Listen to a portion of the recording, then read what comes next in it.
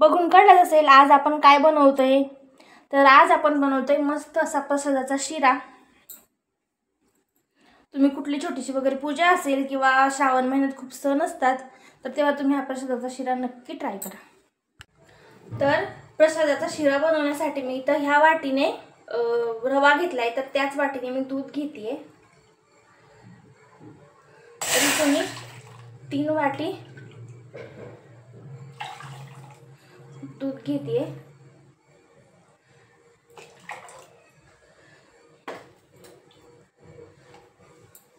आता हे दूध आपल्याला गरम करून घ्यायचंय।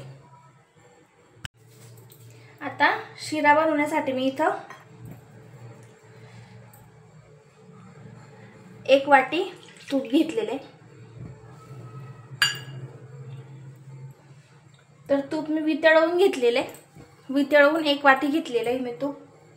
आता तुपाला व्यवस्थित गरम होऊ द्यायचे।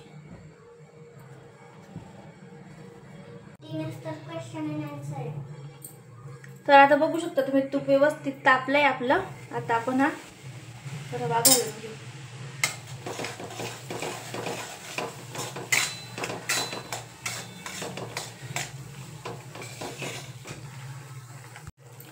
तर इथं आता आपला रवा आपल्याला व्यवस्थित असा भाजून घ्यायचा।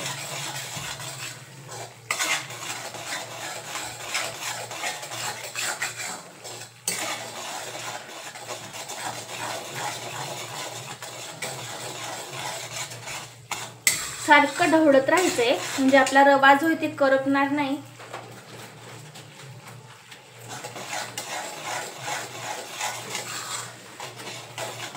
तुम्ही बघू शकता आपल्या रव्याचा कलर थोडासा बदललेला आहे, तरी आपल्याला थोडासा अजून भाजून घ्यायचा आहे पूर्ण तूप वरती येईपर्यंत। तर हळूहळू आता तुम्ही बघू शकता तूप हळूहळू वरती येतंय।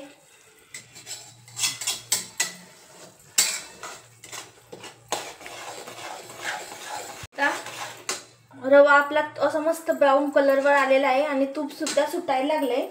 आता त्यात आपण हे ड्राय फ्रूट्स घालून घ्यायचे। तर मी तर थोडेसे काजू घेतलेत, बदाम घेतलेत आणि मनुके घेतले।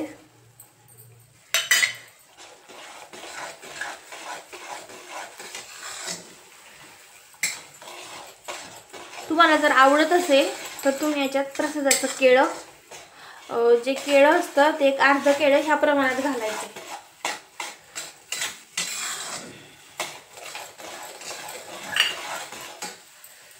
आता आपण याच्यात हे दूध घालून घ्यायचं।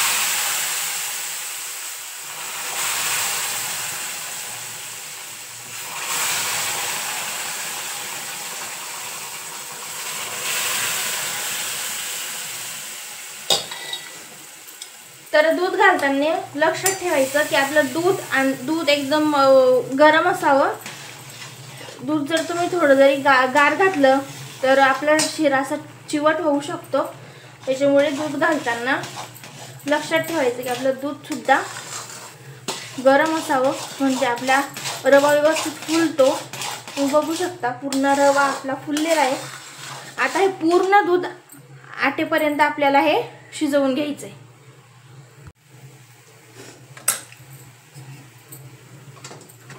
तर बघू शकता तुम्ही दूध पूर्णपणे शोषून घेतलंय रव्याने।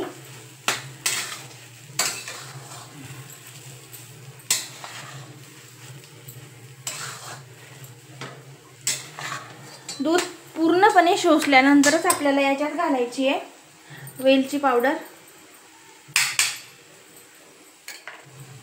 आणि ज्या वाटीने रवा घेतला होता त्याच वाटीने 1 वाटी साखर।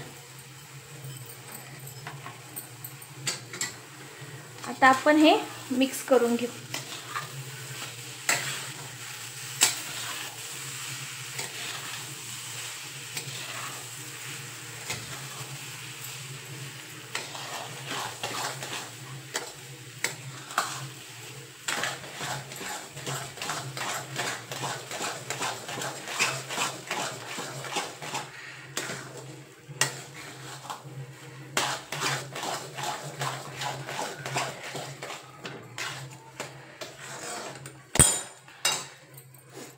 आता पूर्णपणे आपल्याला साखर शिऱ्यामध्ये विरघळवून घ्यायची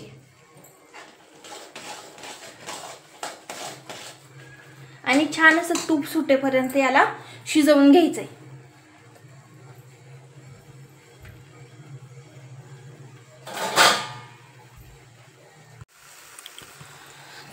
तर तुम्ही बघू शकता साखर मस्त अशी विरघळली आहे आणि आपला शिरा सुद्धा कढईपासून असा वेगळा होतोय.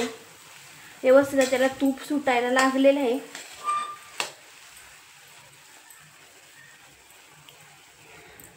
तर शिरा करताना एक दोनच गोष्टी लक्षात ठेवायच्या की दूध घालताना दूध गरम असायला हवं आणि जेव्हा आपण रवा भाजतो तेव्हा तूप सुद्धा गरम असायला हवं, म्हणजे आपला शिरा अजिबात चिवट होत नाही.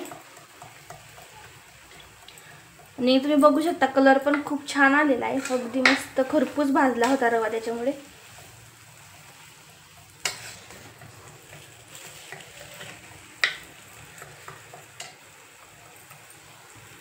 तर तयार झाला आपला प्रसादाचा शिरा.